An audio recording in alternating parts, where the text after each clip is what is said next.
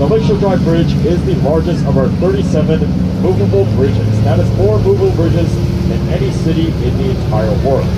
Now, 18 of them are located right here downtown. We're not going to see all 18, of course, but we are going to see a good amount of them. Now, this is the largest of our bridges.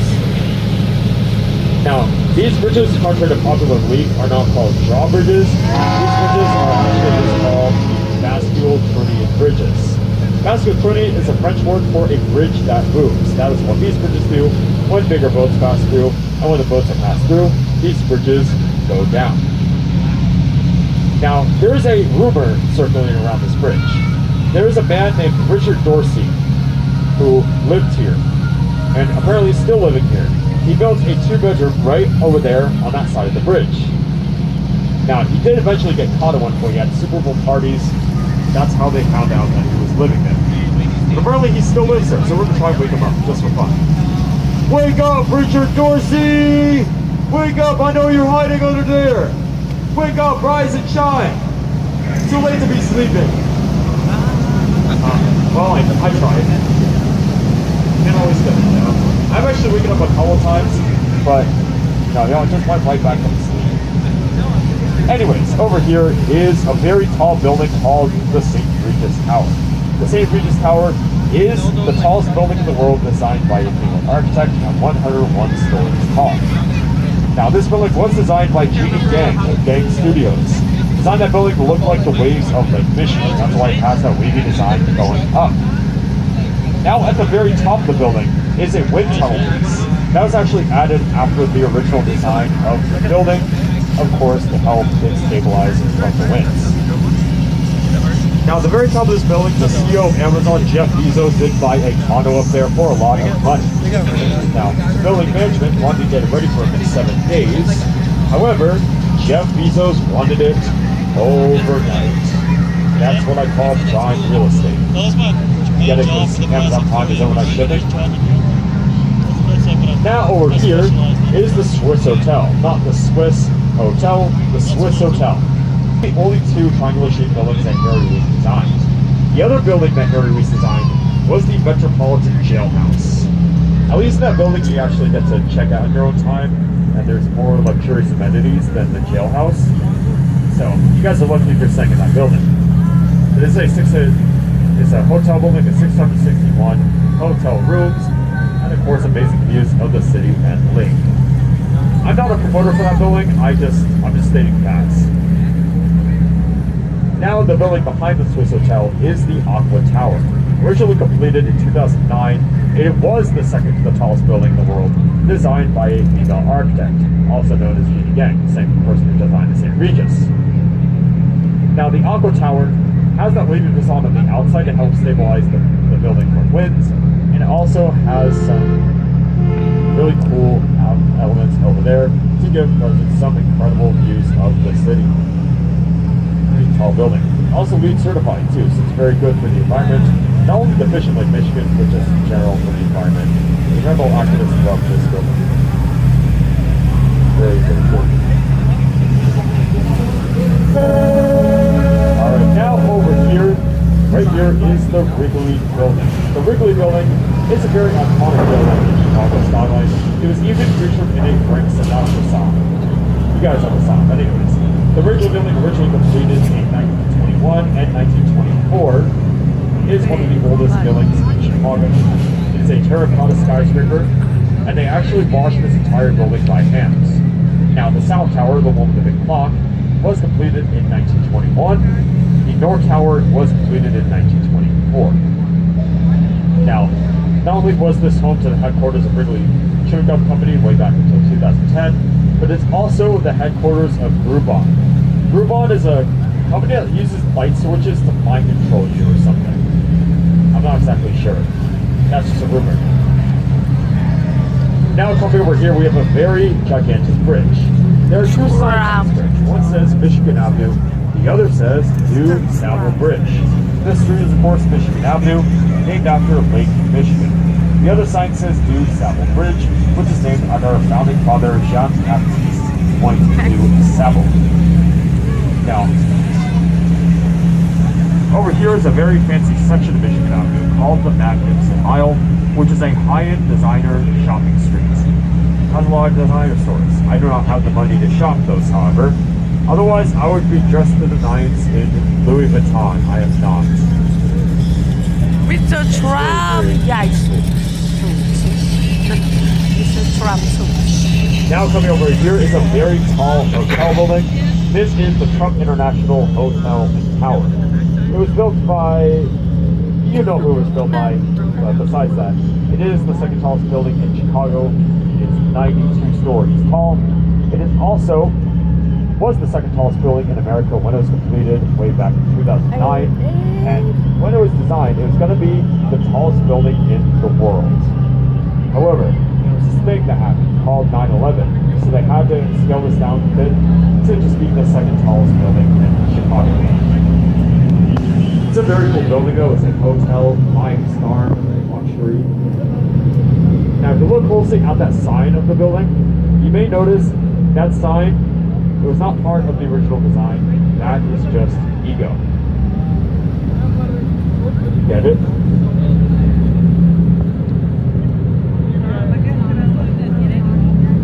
It's a very, very cool building.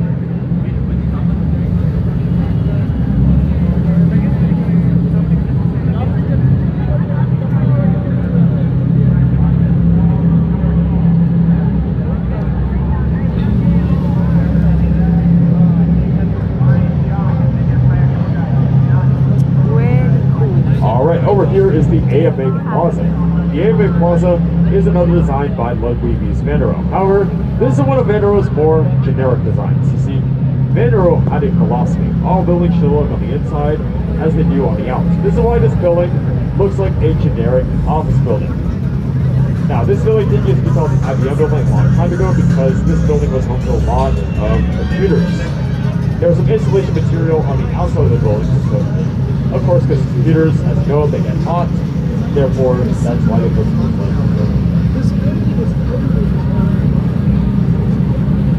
Now, if you look at these two buildings right here, these buildings are called the Marina City Tower, also designed by one of Van der Rohe's students, who had the complete opposite philosophy. All buildings should look on the inside as they do on the outs. That is why these buildings look like generic office buildings. However, I'm sorry, not generic office buildings. These buildings are tall and beautiful. However, most Chicagoans would disagree. Most Chicagoans would say they just look like two giant corn cobs. Which, yeah, I kind of agree. But they are very beautiful though. The Marina City Towers are designed to be a self-contained city. It's got these two towers, some shops and restaurants, a marina for boats. It's also got a music venue called the House of Blues, and as well as a grocery store. Introvert Street up the library.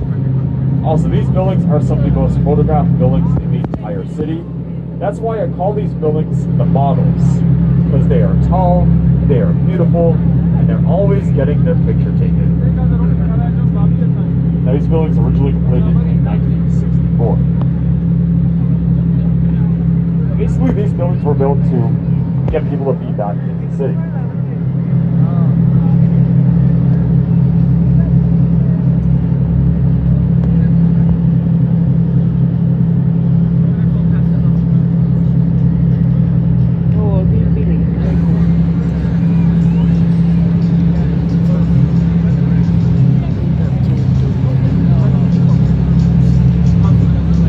Over here is the Reed Murdoch Building. The Reed Murdoch Building is one of the oldest buildings in the city of Chicago, one of the oldest buildings on our tour today so far. This building was completed in 1914. It's got a clock on it that's super nice. It's also got a facade. If you look closely at the facade, this part of the facade has more buildings than this side. Well, the reason being LaSalle Street, which was widened up over here, had this building be chopped off very slightly. Now, this building is also the headquarters of Encyclopedia Britannica, which I thought was a British company, but I guess it just has British genes. It's genetically British, to say the least. Now, this building is mostly used for offices. So what? So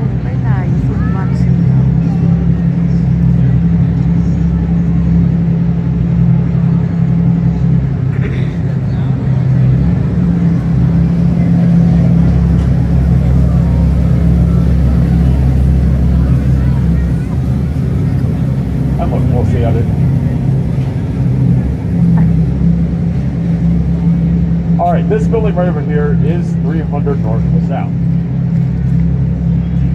That's intense. Alright, now this is 300 North LaSalle. 300 North LaSalle, of course, was named after LaSalle Street, this street right here. And it's also a LEED certified building, so it's very good for the environment. Particularly the environmental activists of Chicago love this building, and also the fish of Lake Michigan love this building as well. Well, it's a very cool building. Now it's mostly an office building, as you can see. There's a lot of people working their office jobs. Now this building over here, coming up, is the biggest building in the city of Chicago. This is the Merchandise Mart. The Merchandise Mart, when it's completed in 1926, was actually the biggest building in the world, but not the tallest. The Merchandise Mart is so big, and it had its very own zip code until 2008. The Merchandise Mart is so big that it even has its own train station.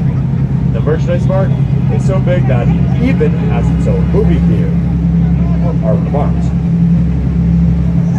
See, the Merchandise Mart was designed by Marshall Field, who was the king of retail here in Chicago. Marshall Field designed this building to look like a giant mall. That is why a lot of people from around the world will come here to go shopping.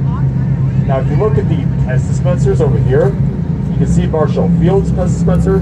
If you dispense Pez from Marshall Field, supposedly he will dispense Gucci bags. That is a rumor. I don't know why we dispense Gucci bags, even if you're from 1926, but that's just so the rumor goes. Along with the seagull up there too. Alright, anyways, now over here is Wolf Point. Wolf Point is the meeting point for the three different branches of the Chicago River. The main branch, the north branch, and the south branch. Now there's a lot of really interesting skyscraper developments over here. This right here is Wolf Point East. Wolf Point East is a residential building, probably very expensive. Over here is the Salesforce Tower, the newest completed skyscraper here at Wolf Point, which was completed last year. Now, this building is home to the company Salesforce, which uses the Jedis to sell you things. From a rumor. Now, over here is River Point Tower, also known as the Hot Pocket building, because it looks like a Hot Pocket, doesn't it? It does look like a Hot Pocket. And you see, that sculpture looks like marinara sauce. Or, I don't know, I just have food brain. I'm obsessed with food. Anyways, now over here, right behind the Salesforce Tower is Wolf Point West. You can't really see it because it's like way tucked behind there. But it's also part of the Wolf Point skyscraper development. Now, before all of these skyscrapers, of course, there were several bars around this area. There was a bar over here, a bar over there, and a bar right over there. Now, the reason being, for as long as Chicago has ever existed as a city, Chicago has been a city that always has loved drinking. We can thank Wisconsin for that one. Now, aside from that, of course, there is a drink you can get exclusively here in Chicago called Orange. That is the L drink, by the way. So once you get here, it's very, very good. I recommend you try it. This L train, by the way, is the Green Line. It's the Green Line train going to, I think, either 63rd Ashland or 63rd Montreux. They're super large, so I'm sure. Beautiful, beautiful train. I'm also a big rail fan, so I'm going to be talking about trains a lot this tour. I'm going to be ranting about trains a bit. So I love trains so much. They're horrible. Anyways, over here is the Beaver Building, also known as 150 North Riverside Plaza. The Beaver Building, of course, looks like beavers at the very bottom of this building. Now, this building was not eaten by beavers. It's actually designed to look like that because there's a big, giant concrete slab in the middle of the building. There's also 30,000 gallons of water at the very bottom to help stabilize the building. So it's a very, very cool building. However, kind of scary looking, as you see. Now, this building coming up over to your right is the Boeing Building. The Boeing Building, now called 100 North Riverside Plaza, used to be the headquarters of Boeing Aircraft until 2022 when they left Chicago for Seattle, Washington. This building was originally built for the Morton Salt Company, which I'm sure you have their salt shaker in your room, kitchen, But this building was basically built for them way back in the 80s. Mort and Salt moved out in 1999. They have now the headquarters on the west side. Now this building does have the highest clock tower in the entire city of Chicago. You can't really tell because it looks like the Boeing building up there. The Boeing logo. But still, it's a very, very cool building.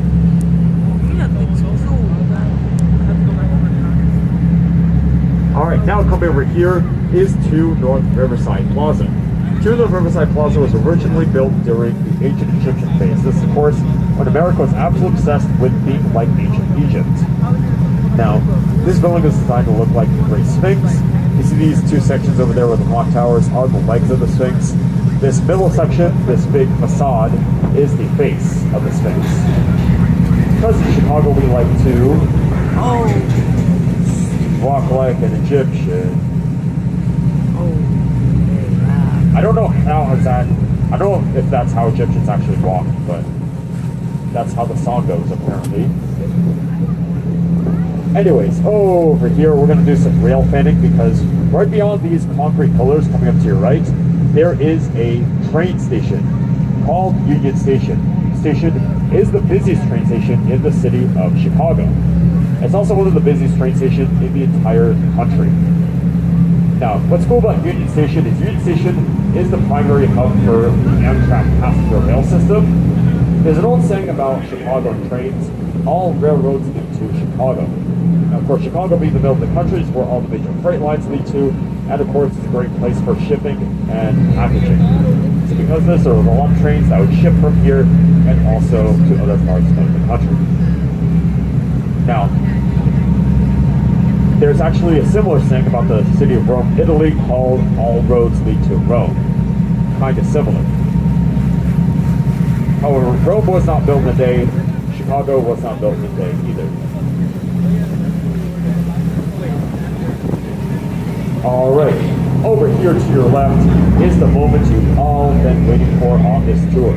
This building is not only the tallest in Chicago, this building is the most iconic building in the entire Chicago skyline. Get ready for it, folks. It's coming very soon. I introduce you to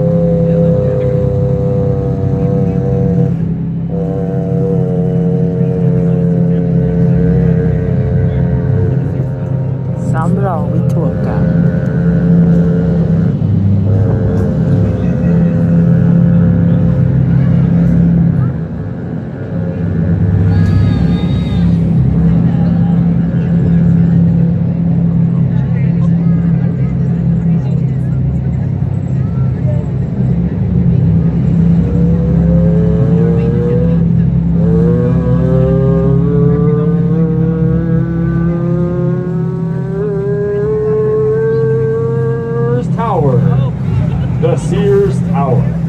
Now, if you look on the map, it's actually spelled a little bit different. It's spelled, instead of Sears Tower, W-I-L-L-I-S Tower.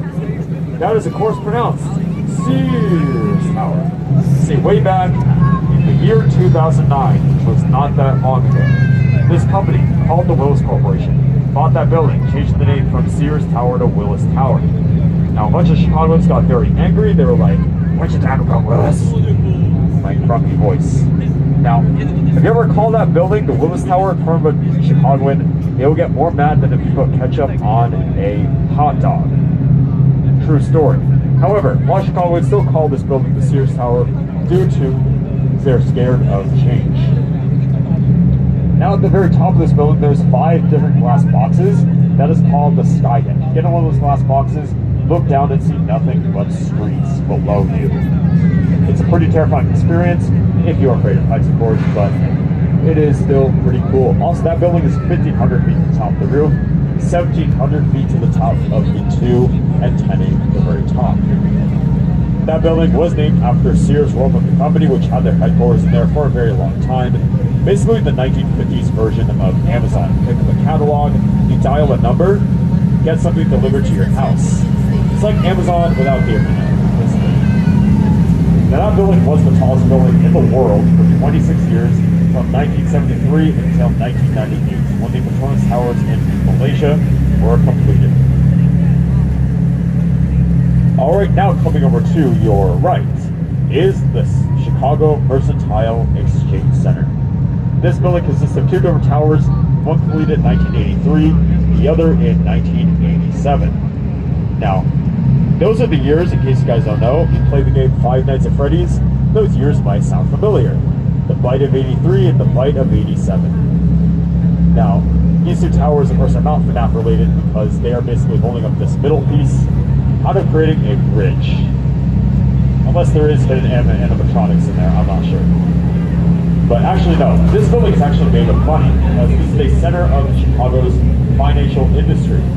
You see, Chicago has one of the biggest financial industries in the entire world. It has the biggest economies in the world of $681 billion. It also has one of the largest derivatives markets in the world. Also, is the home to the very first futures contract, which is still being used today.